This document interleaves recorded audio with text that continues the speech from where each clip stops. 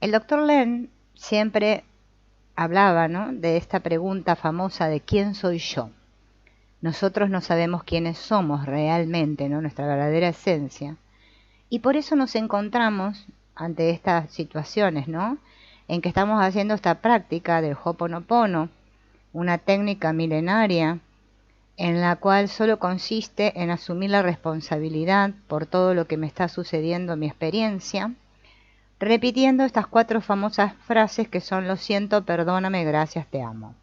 Pero parece ser que muchos decimos estas palabras, ¿no? Y sentimos que el Ho'oponopono nos queda como vacíos, ¿no? Nos quedan como huecos sin llenar y dudas acerca del mismo, ¿no?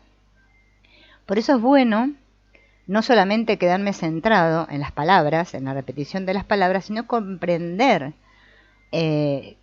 para qué me sirve el Ho'oponopono. Una llave maestra es una llave que es como universal, en donde yo la coloco en cualquier puerta y me abre cualquier puerta, ¿no? Nosotros muchas veces nos sentimos como encerrados, como que hay puertas que no se nos abren en la vida, y por esa razón sentimos que no somos felices aquí en este mundo, sea por la razón que sea.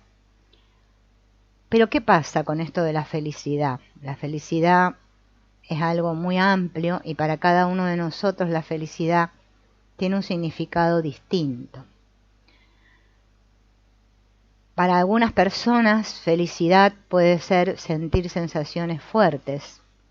Para otros felicidad puede ser paz interior. Para otros felicidad puede ser tener la pareja ideal. Para otros puede ser tener poder. Para otros tener mucho dinero. Para otros tener una buena posición social.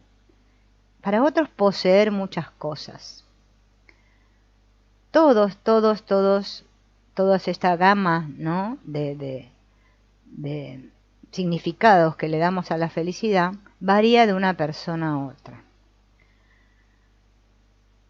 Nosotros tenemos que comprender, ¿sí?, que nuestra experiencia aquí en el mundo transcurre tal como si fuera una película, ¿sí?, como si fuera un montaje donde hay muchas escenas diferentes y voy pasando de una escena a la otra. ¿Qué sucede? Todas estas escenas que transcurren a lo largo del día, después de las semanas, de los meses, de los años, de toda nuestra vida, muchas veces nosotros nos perdemos, ¿sí?, el contenido real de cada experiencia porque no estamos atentos.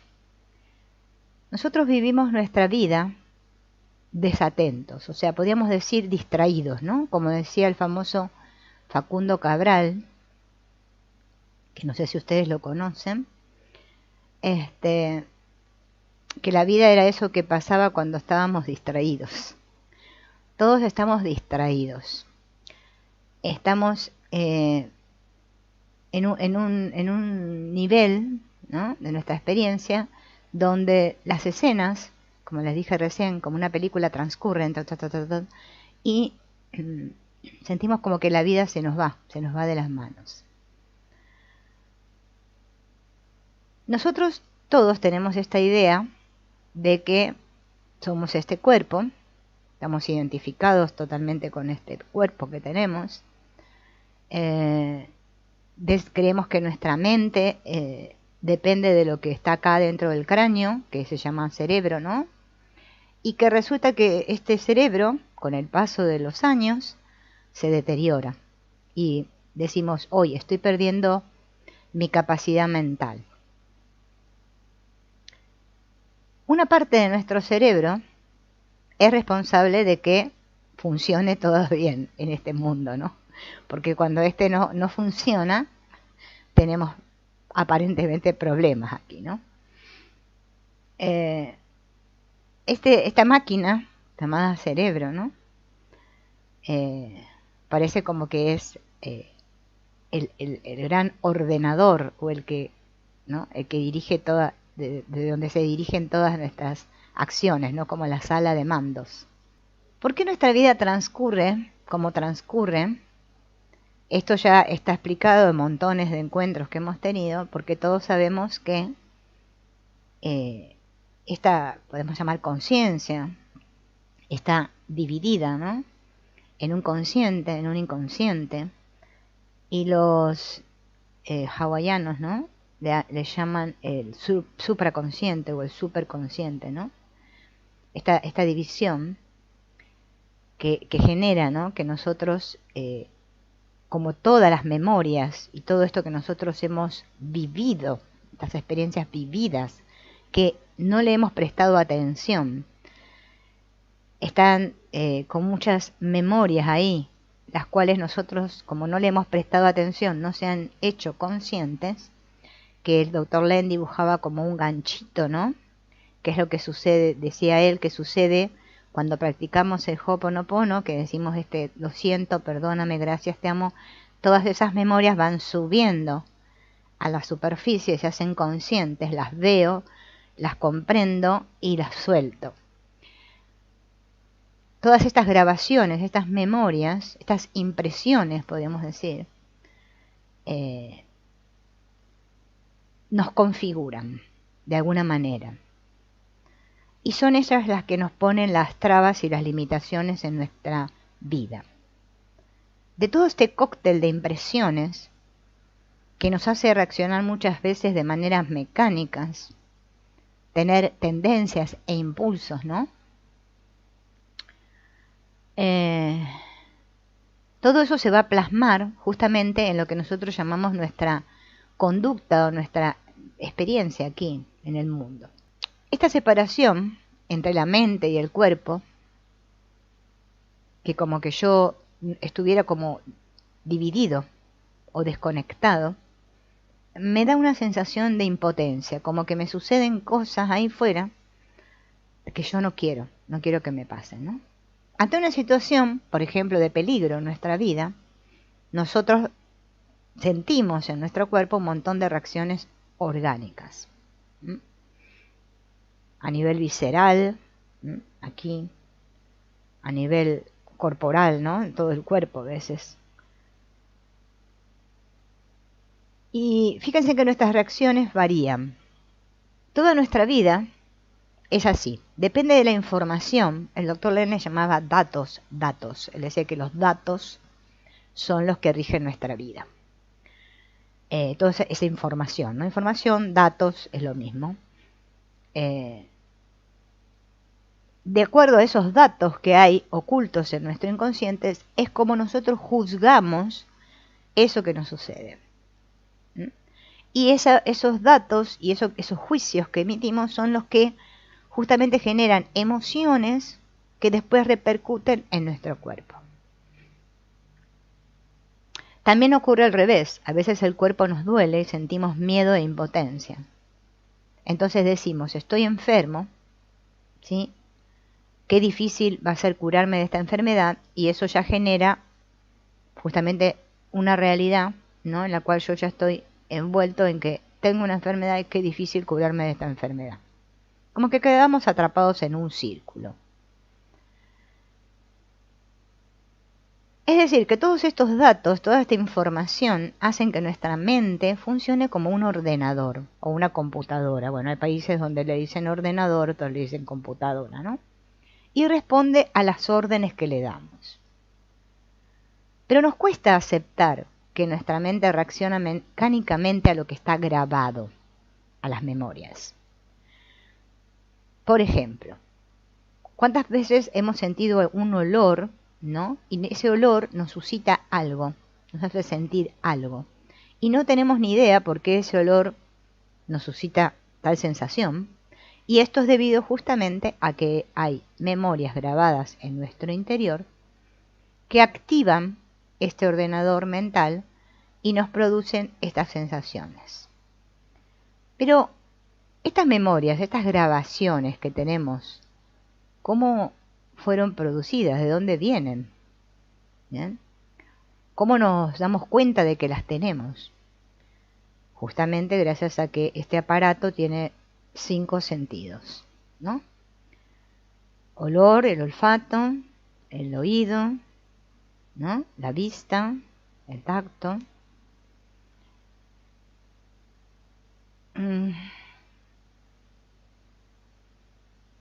Cuando nuestros sentidos captan algo que se corresponde con una grabación, se produce como un retroceso en el tiempo.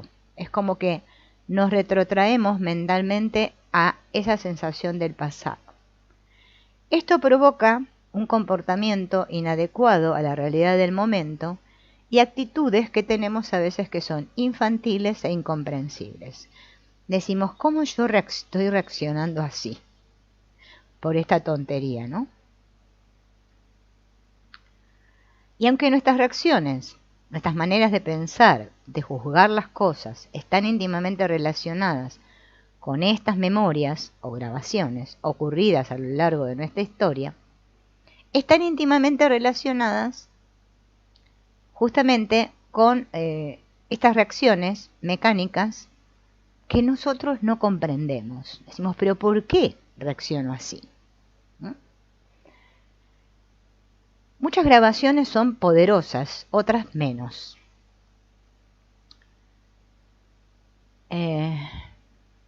Pero son esas grabaciones de acceso más difícil las que justamente no nos dejan darnos cuenta de que esa reacción emocional que tuve proviene de una memoria o de una grabación. Es como que la emoción fuera el puente al pasado.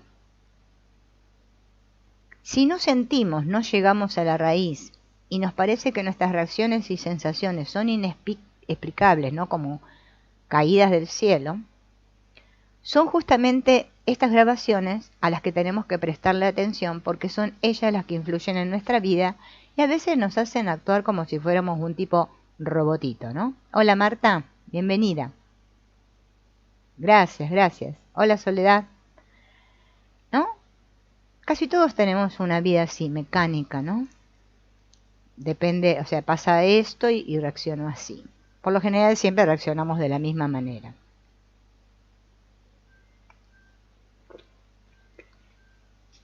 También las palabras que nos han dicho cuando éramos niños, que nos suscitaron ciertas emociones, han quedado grabadas en nuestra psique.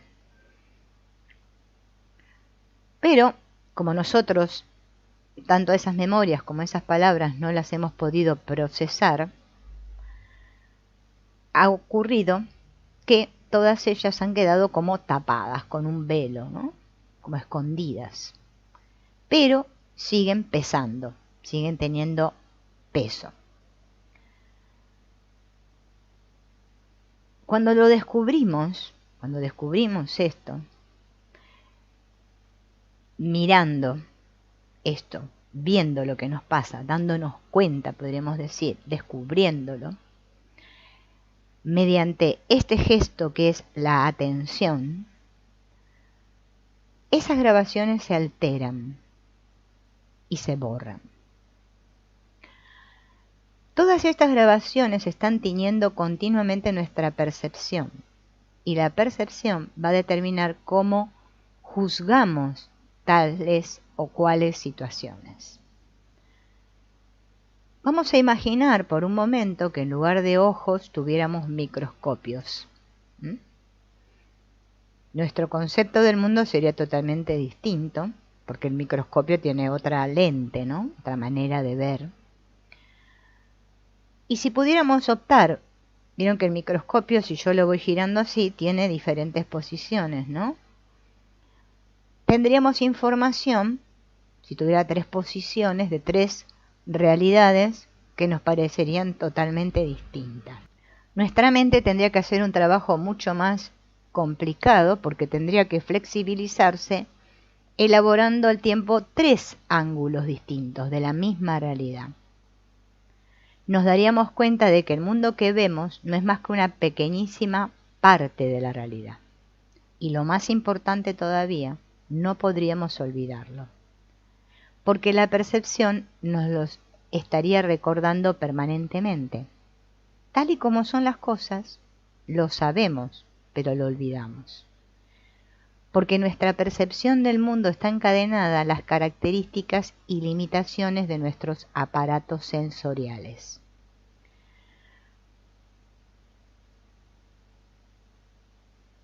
Este habernos olvidado hace que juzguemos todo con la misma pequeñez y limitación de nuestros órganos sensoriales.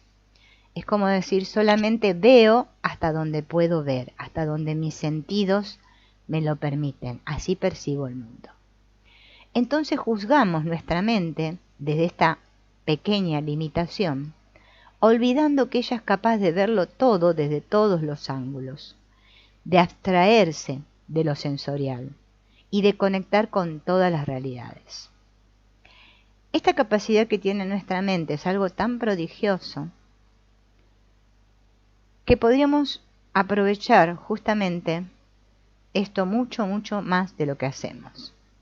Esto haría nuestra vida mucho más rica y armoniosa.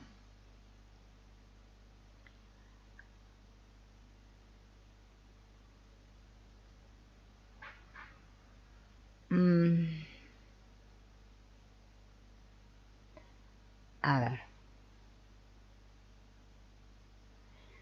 Si ponemos nuestra atención en ello, no tenemos que alejarnos de nuestro día a día para descubrir ejemplos que muestran las desconocidas capacidades de nuestro asombroso potencial mental.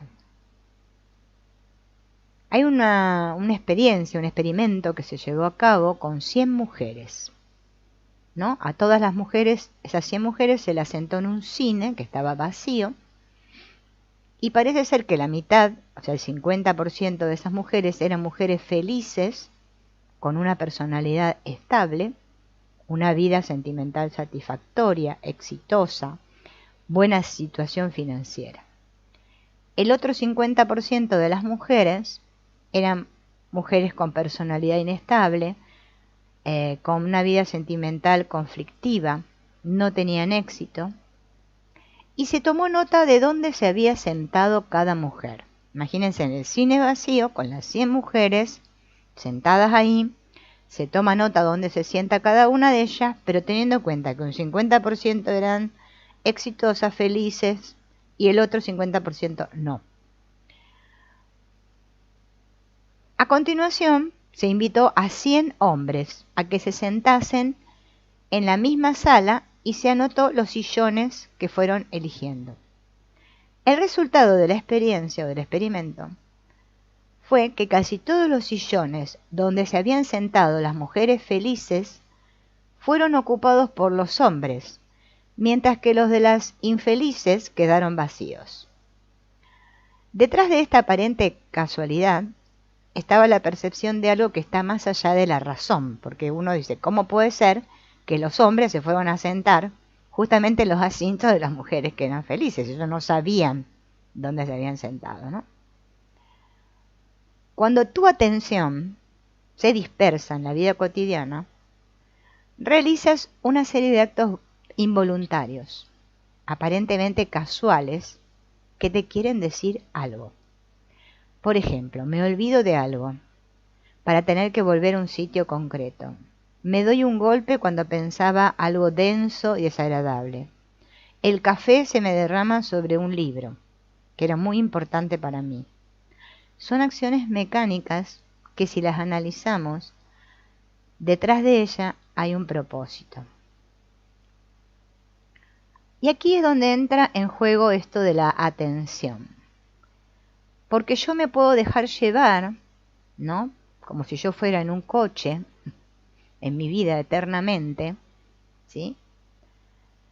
Sin darme cuenta de lo que está ocurriendo, entonces entro en lo que tan famoso hoy en día se conoce como patrones repetitivos. Mi vida, como les conté al principio de la película, las escenas de la película repiten y repiten y repiten. Sin variar, sin variaciones. Comprender lo que persiguen estas memorias inconscientes o grabaciones es el primer paso.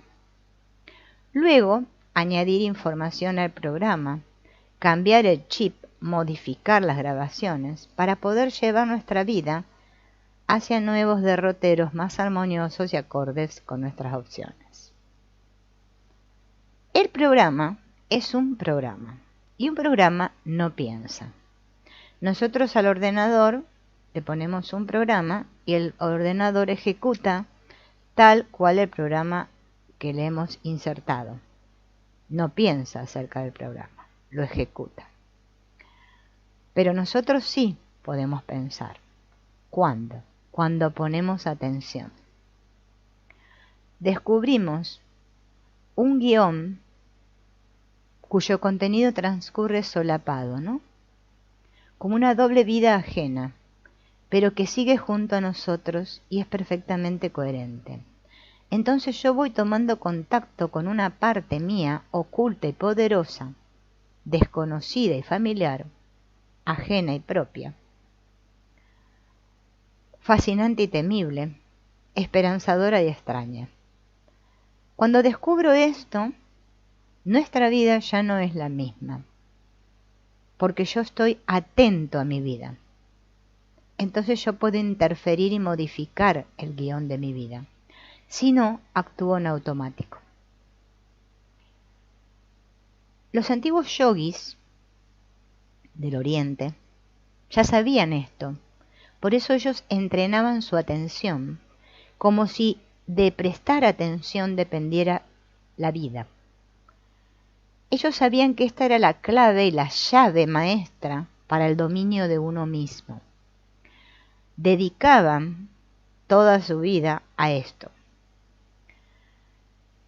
Ellos sabían que si dominaban su atención, podrían influir en todo lo que se refiere al funcionamiento corporal, mental y emocional. Podían llegar a exponer su cuerpo al frío o al calor, a intervenciones quirúrgicas sin sentir dolor. También podrían escoger sus sentimientos y llevar su pensamiento donde les pareciera adecuado. Eran dueños de su ordenador, o sea, de su computadora.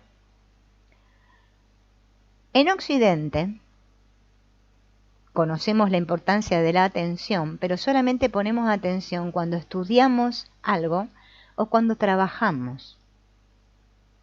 Pero no para nuestra vida interior. A nuestra vida interior no le ponemos atención. La atención es la llave. Con ella podemos dejar de sufrir, tanto física como emocionalmente. Los yogis saben que mientras nosotros no somos dueños de nuestra atención, no somos más que como un corcho flotando en el mar de las emociones, que va para aquí y para allá. En Occidente, o sea aquí, estamos discutiendo si es la mente la que influye en la salud del cuerpo o es el cuerpo el que influye en la salud mental. ¿Qué es primero, el huevo o la gallina?